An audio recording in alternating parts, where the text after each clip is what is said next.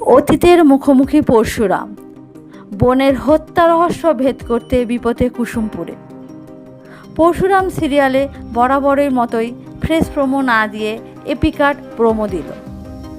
নতুন প্রোমোতে দেখা যায় পরশুরাম তটিনীর কথা অনুযায়ী নিজের বোনের খোঁজে কুসুমপুরে যায়, আর সেখানে গিয়ে নিজের বোন শিবানী গাঙ্গুলির একটি ছবি পায়। তারপর চলে পুলিশ স্টেশনে। থানায় গেলে পুলিশ জানায় যে এটা 10-15 বছর আগের মামলা, আর এই শিবানী গাঙ্গুলির মেয়েটার চরিত্র ভালো ছিল না। এটা শোনার পর পরশুরাম রেগে ফায়ার হয়ে যায়। তারপর পরশুরাম গ্রামে তদন্ত করতে বের হয়, কিন্তু আসল দোষী যারা তারা পরশুরামের উপর লোক দিয়ে আক্রমণ চালায়। গ্রামের লোকের সাথে পরশুরামের হাড্ডাহাড্ডি লড়াই শুরু হয়। তবে দেখা যাক পরবর্তীতে কি হয়।